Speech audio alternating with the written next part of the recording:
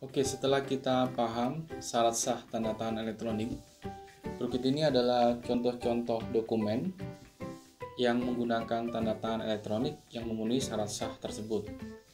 Nah, sekali lagi bukan scan tanda tangan, bukan barcode, bukan QR code ya. Nah, bosan-bosan saya mengingatkan. Barangkali ada teman-teman yang baru pertama kali lihat channel ini, lalu melihat video ini pertama kali, mohon lihat urutannya ke belakangnya.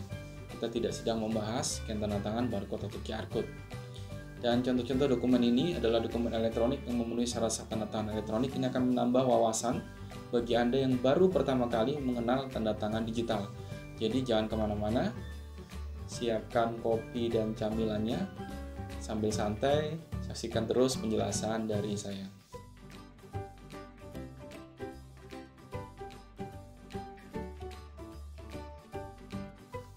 Assalamualaikum warahmatullahi wabarakatuh. Saya Sandi. Selalu kita berdoa mudah-mudahan kebaikan selalu untuk Indonesia. Di channel ini saya akan menyajikan video-video bagaimana implementasi tanda tangan elektronik dari berbagai perspektif, mulai dari perspektif hukum, karena pasti tanda tangan elektronik ini berkaitan dengan hukum. Lalu kemudian perspektif teknologi, ini adalah bentuk manifestasi teknologi. Lalu perspektif tata kelola, kemudian culture budaya, kemudian teknologi kriptografi, kita akan bahas nanti, dan seterusnya dan lain sebagainya yang kami angkat berdasarkan dari pengalaman kami membantu banyak sekali organisasi mengimplementasikan penggunaan tanda tangan elektronik. Oh iya, beberapa video itu saya buat dalam bentuk series berurutan, jadi mohon diperhatikan urutannya supaya Anda mudah memahami tentang tanda tangan elektronik. Jadi saya sarankan klik subscribe di bawah ini supaya Anda tidak ketinggalan informasi terbaru tentang bagaimana cara mudah implementasi tanda tangan elektronik yang akan saya kupas tuntas di channel ini. Oke, kali ini saya akan menunjukkan bagaimana bentuk dokumen yang menggunakan tanda tangan elektronik yang memenuhi syarat sah tanda tangan elektronik. Dokumen elektronik tentunya sama seperti dokumen fisik ya, bedanya hanya saja dokumen elektronik ya bentuknya dia elektronik berupa file elektronik yang kita bisa baca menggunakan laptop kita, menggunakan komputer kita, atau menggunakan smartphone, handphone yang kita miliki. Sedangkan kalau dokumen fisik tentunya kita baca menggunakan cetakan kertas yang di print out. Kira-kira seperti itu. Nah, pada layar ini kita bisa lihat ini adalah sebuah contoh dokumen bertanda tangan elektronik, tulisannya bertanda tangan elektronik. Namun demikian, sejatinya dokumen ini bukan dokumen yang bertanda tangan elektronik karena tidak ada informasi apapun yang mengatakan dokumen ini bertanda tangan elektronik. Dokumen ini menggunakan format PDF. Format PDF ini biasanya adalah dokumen yang sering digunakan sebagai bentuk dokumen akhiran yang ditandatangani secara elektronik. Jadi tidak dalam bentuk seperti Word, seperti Excel atau PowerPoint atau bentuk-bentuk yang lainnya. Kalau kita bicara dokumen, maka biasanya formatnya bentuknya PDF. Nah, karena menggunakan PDF, saya akan membacanya aja secara sederhana menggunakan aplikasi PDF ini. Aplikasi PDF ini kita anggap dia sudah mengenali sertifikat elektronik yang digunakan untuk menandatangani. Jadi cara mudahnya kalau kita menerima dokumen yang bertanda tangan secara elektronik, kita tinggal buka menggunakan PDF ini. Lalu kita lihat nanti status dokumen seperti apa. Kalau seperti ini statusnya, maka dokumen ini bukan merupakan dokumen yang bertanda tangan elektronik. Kalau ada pertanyaan, bagaimana sih merubah ke dalam PDF ketika mau nanti ditandatangani secara elektronik? Gampang saja, kalau mau merubah bentuk Word ke PDF, contohnya seperti ini dokumen Word. Kemudian kalau mau kita PDF untuk mau ditandatangani, kalau tidak menggunakan sistem ya nanti kami demokan juga bagaimana cara menandatangani secara elektronik. Jadi kalau bentuknya berupa elektronik seperti ini, mau ditandatangani secara elektronik, maka kita perlu merubah dia menjadi PDF. Kalau di Microsoft Word biasanya cuma tinggal klik file di sini, lalu kita cetak print dalam bentuk PDF. Kalau kita cetak dalam bentuk PDF, tinggal klik print, nanti output keluarannya adalah dalam bentuk dokumen PDF seperti ini. Nanti bisa dicoba sendiri. Oke, ini contoh dokumen PDF. Oke, kita anggap dokumen ini sudah jadi. Dokumen ini meskipun ada tulisan bertanda tangan elektronik, tapi jangan percaya terlebih dahulu karena dokumen ini belum ada tanda tangan elektroniknya. Lalu seperti apa dokumen yang sudah ada tanda tangan elektroniknya? Kita bisa lihat nih di tab yang kedua, ini saya buka. Ini dokumennya sama seperti yang tadi, bedanya adalah dokumen ini menggunakan tanda tangan elektronik. Meskipun tidak ada visualisasi apapun yang mengatakan bahwa dokumen ini bertanda tangan secara elektronik. Apakah sah? Sah, secara hukum sah, nggak ada masalah. Karena visualisasi tanda tangan elektronik itu boleh ada atau boleh pun tidak. Ya ingat ya, tanda tangan yang kita gunakan ini bukan scan tanda tangan dilekatkan, bukan juga QR code yang dilekatkan, tapi tanda tangan elektronik yang tersertifikasi, yang mekanisme penandatanganannya menggunakan sertifikat elektronik sebagai identitas digital kita. Oke, kita akan lihat berikutnya. Ya, nanti ada beberapa contoh dokumen yang akan saya tunjukkan. Kita ke dasarnya dulu. Bagaimana saya tahu bahwa dokumen ini menggunakan tanda tangan elektronik? Kita bisa lihat di bagian kiri atas. Di sini ada keterangan, sign and all signature are valid. Nah, keterangan ini menandakan bahwa dokumen ini menggunakan tanda tangan digital, tanda tangan elektronik yang tersertifikasi, dan statusnya dia valid. Status valid ini ada dua hal. Yang pertama adalah dokumen ini utuh. Dokumen ini bukan dokumen yang dipalsukan, dokumen yang masih utuh seperti pertama kali dibuat. Lalu yang kedua, dia menggunakan identitas digital yang sah, yang masih berlaku, yang masih valid. Makanya di sini muncul keterangan valid. Lalu kita lihat di dalamnya tidak ada visualisasinya. Tadi sudah saya katakan, dokumen bertanda tangan elektronik itu tidak harus ada visualisasinya. Kalau ada visualisasinya boleh, ditambahkan QR code misalnya itu juga boleh. Nggak masalah, tapi QR code itu bukan merupakan tanda tangan digital yang dimaksud. Lalu bagaimana cara memverifikasinya? Oke, katakanlah dokumen ini sebetulnya adalah dokumen yang sah. Yang valid dia sah secara hukum, kenapa? Karena dia utuh, kemudian dia bisa diakses, lalu kemudian ada identitas digital yang melekat di dalamnya. Nah, kita ingin tahu nih, ada informasi apa saja yang melekat pada dokumen elektronik ini setelah ditandatangani. Kita bisa lihat dari signature panelnya di sini, atau bisa juga langsung diklik di sini. Oke, kita coba di signature panelnya. Nah, di sini ada keterangan nih. Keterangan bahwa ada penandatangannya yaitu namanya Sandi. Kita lihat di sini. Ini ada nama penandatangannya yaitu namanya Sandi. Nah, kemudian si Sandi ini bagaimana dikenali oleh sistem, kok penandatangannya adalah namanya si Sandi dan seterusnya. Karena sistem ini mengetahui bahwa si Sandi ini pada saat menandatangani, dia menggunakan sertifikat elektronik sebagai identitas digitalnya.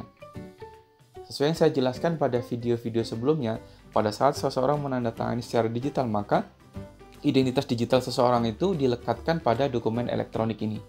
Jadi identitas saya sebagai penanda tangan sudah melekat pada dokumen elektronik ini. Itu bedanya antara tanda tangan elektronik yang tersertifikasi, saya sebut tanda tangan digital, dengan tanda tangan yang tidak tersertifikasi. Nggak cukup sampai di sini, misalnya saya kemudian nggak percaya ini bener nggak ini Sandi yang menandatangani, kita bisa lebih cek lagi detail di bawahnya. Kita bisa klik Show Signature Properties. Nah, di sini muncul bahkan tidak hanya informasi tentang nama penandatangan, email penandatangan, namun juga di sini muncul yang namanya waktu penandatanganan. Dan waktu penandatanganan ini, kalau standar dari sertifikat yang saya gunakan dari Badan Siber dan Sandi Negara, Balai Sertifikasi Elektronik, dia selalu melekatkan timestamp, nilai stempel, nilai penanda waktu yang ada pada dokumen elektronik tersebut. Jadi di sini muncul keterangan waktunya. Kapan ini tanda tangan saya lakukan, kapan tanda tangan itu dicatat oleh sistem. Setelah dicatat oleh sistem, lalu informasi itu dikembalikan ketika tanda tangan berhasil, maka dia akan mencatat waktu penandatanganan pada komputer atau laptop yang kita gunakan. Jadi waktu referensi yang digunakan berhasil tanda tangan adalah waktu yang terpusat yang ada di dalam sistem. Kemudian nggak sampai di sini, saya ingin tahu lebih detail nih, Sandi ini siapa sih? Adakah identitas digitalnya dia? Nah, ini kita bisa klik di sini, di Show Signature-nya, sertifikatnya kita bisa lihat. Nah, inilah gambaran dari sertifikat elektronik. Inilah gambaran dari identitas digital yang saya gunakan untuk menandatangani. Di sini ada namanya, kemudian ada nama penerbitnya, sertifikatnya, kemudian ada masa berlaku dari sertifikat elektronik tersebut. Detailsnya di sini banyak informasi di dalamnya, termasuk identitas digital saya sebagai penanda tangan. Di sini muncul keterangan, oh namanya Sandi, kemudian dari Balai, kemudian lokasi Jakarta Selatan, DKI Jakarta, Indonesia. Informasi ini sudah melekat pada dokumen elektronik tersebut. Kalau nanti teman-teman melihat sertifikat elektroniknya sedikit berbeda, di sini di visualisasi emang kalau misalnya ditemukan bahwa di dalam subjek ini identitasnya berbeda, rincian di dalamnya itu memang menyesuaikan dengan standar dari penyelenggara sertifikasi elektroniknya. Penyelenggara sertifikasi elektronik saat ini sudah menggunakan standar tidak memunculkan nama organisasi lebih detail seperti ini. Hanya secara umum organisasinya adalah personal, kemudian namanya dan beberapa hal yang lain yang ada di dalamnya. Ini karena dokumen yang saya validasi adalah dokumen yang versi yang lama, menggunakan sertifikat elektronik yang versi yang lama. Oke, demikian gambarannya. Ini contoh dokumen yang menggunakan tanda tangan elektronik. Jadi, sesuai dengan definisinya, bahwa tanda tangan elektronik itu adalah informasi elektronik yang dilekatkan, yang terkait atau terasosiasi pada informasi elektroniknya lainnya sebagai alat verifikasi dan autentikasi. Nah, ini cara melakukan verifikasi dan autentikasi kalau menggunakan perangkat PDF, menggunakan aplikasi PDF. Banyak cara-cara yang lain nanti kita bisa lakukan, nanti saya bisa tunjukkan beberapa aplikasi yang disediakan secara nasional maupun yang disediakan oleh penyelenggara sertifikasi elektroniknya. Sampai di sini mudah-mudahan jelas. Jadi, tanda tangan elektronik itu, tanda tangan digital itu bukanlah visualisasi tanda tangannya. Meskipun tidak ada visualisasinya, kita bisa melihat bahwa tanda tangannya itu bisa kita verifikasi dengan mekanisme yang tadi saya sebutkan. Ini bedanya dokumen yang pertama tadi, yang belum ada tanda tangan elektroniknya dengan dokumen yang sudah ada tanda tangan elektroniknya. Kita lihat contoh lagi, contoh dokumen yang ada visualisasinya misalnya. Nah, misalnya ditambahkan dengan model seperti ini nggak ada masalah.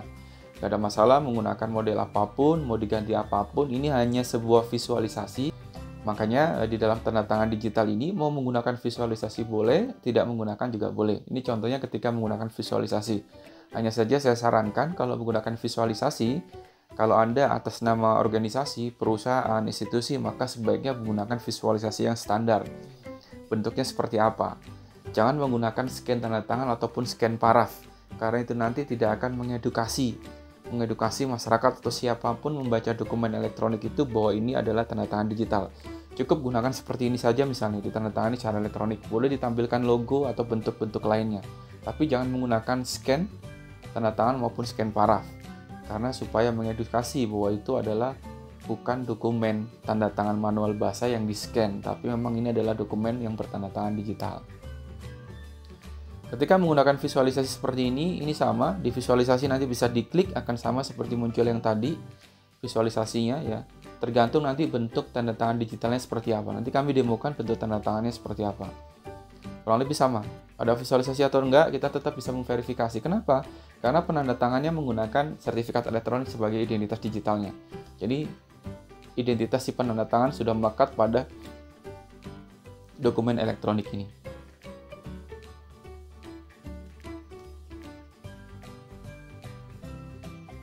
Kemudian contoh yang lain misalnya ini. Nah, mau modelnya seperti ini saja juga boleh. Ini sudah menggunakan tanda tangan elektronik. Kita bisa verifikasi di dalamnya. Kita bisa klik di dokumen ini atau dengan cara yang tadi, signature panelnya, tergantung nanti mekanisme penandatangannya seperti apa. Nah, status valid ini bisa diartikan ini, dokumennya masih utuh, kemudian menggunakan sertifikat elektronik yang valid. Jadi dokumennya masih utuh dan menggunakan sertifikat elektronik sebagai identitas digital yang valid. Kita bisa lihat propertinya sama seperti tadi, ada waktu penandatangan secara terpusat, ada waktu penandatangan dicatat oleh komputer atau perangkat yang Anda gunakan menandatangani. Kurang lebih sama seperti yang tadi.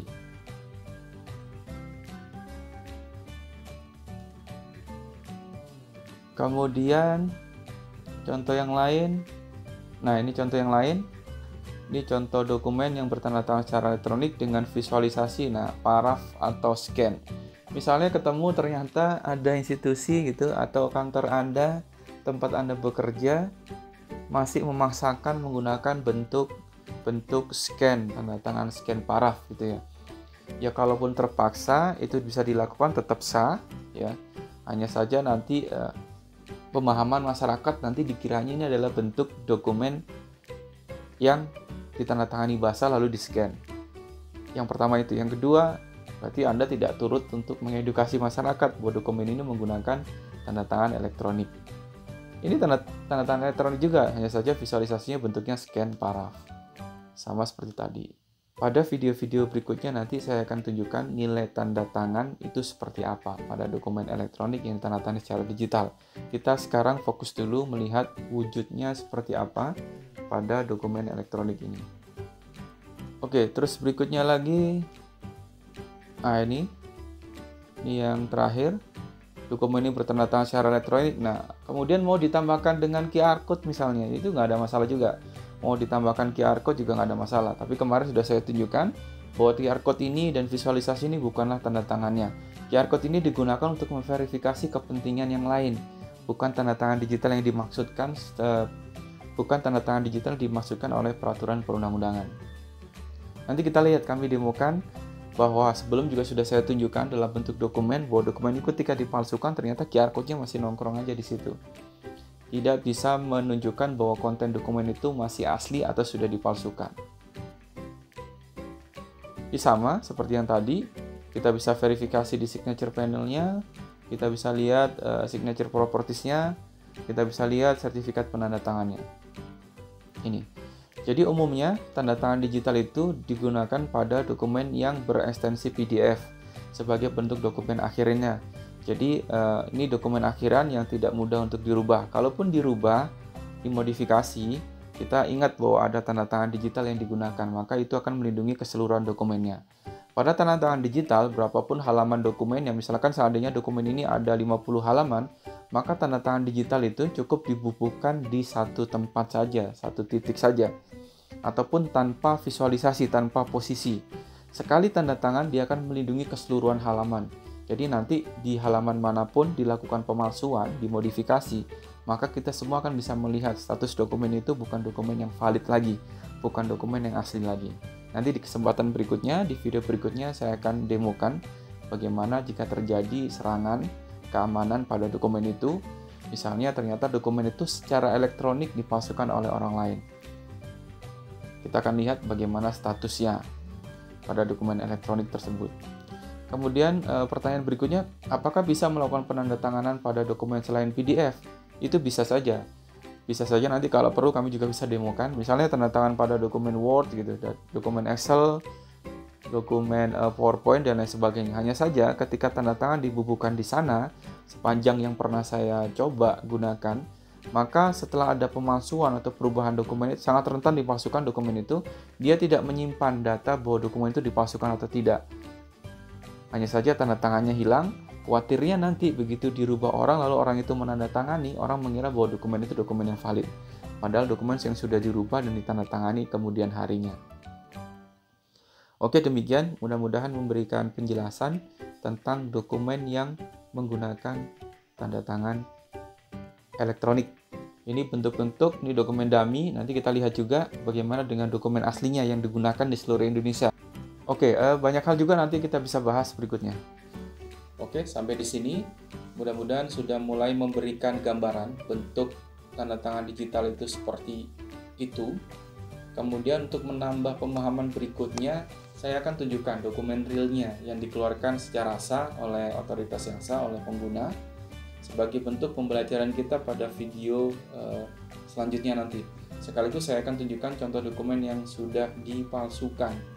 Apa yang terjadi pada dokumen elektronik yang sudah dipalsukan. Saya pastikan video berikutnya akan lebih seru, karena kita akan melihat juga nanti bentuk sesungguhnya dari nilai tanda tangan pada tanda tangan digital. Seperti apa sih nilai tanda tangan sesungguhnya?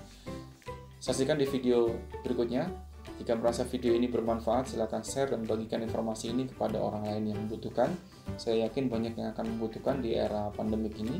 Kita dituntut untuk berinovasi, bisa bekerja dari rumah, bisa bekerja dari mana saja, menetapkan, menyetujui secara virtual, secara digital, sesuai wewenang kita tanpa perlu bertatap muka secara langsung. Maka itu niscaya tanda tangan elektronik yang sah secara hukum dan aman itu pasti akan diperlukan. Mengapa meskipun itu dokumen digital atau elektronik tetap memerlukan tanda tangan? Karena pembuatan suatu perjanjian atau transaksi elektronik yang dituangkan dalam bentuk elektronik, maka untuk keabsahan dokumen elektronik tersebut di dalamnya harus memuat sebuah tanda tangan. dalam bentuk elektronik. Hal ini sesuai dengan pengaturan tentang unsur-unsur terpenting dalam pembuatan akte, sebagaimana diatur dalam pasal 1867 Kitab Undang-Undang Hukum Perdata, Junto pasal 1874 Kitab Undang-Undang Hukum Perdata, dan syarat sahnya perjanjian yang diatur dalam pasal 1320 Kitab Undang-Undang Hukum Perdata, serta pasal 11 Undang-Undang ITE sendiri tentang syarat sah tanda tangan elektronik. Banyak tuh aturan di situ yang menyebutkan meskipun secara digital, secara elektronik tetap perlu tanda tangan di dalamnya sebagai bentuk keabsahan seseorang sesuai dengan kewenangannya, yang kemudian itu akan menjadikan dokumen itu menjadi sah. Jadi ajak rekan-rekan kantor Anda berkunjung ke channel ini, kita sama-sama belajar. Silakan bagikan di grup-grup WhatsApp, Telegram, rekan kerja Anda, kantor, kampus, kemudian perusahaan yang Anda miliki. Silakan, jika suka silakan di like, jika ada yang ingin dikomentari silakan ketik komen Anda di bawah, dan jangan lupa subscribe untuk dapat notifikasi video-video terbaru bagi Anda yang belum subscribe. Terima kasih. Assalamualaikum warahmatullahi wabarakatuh.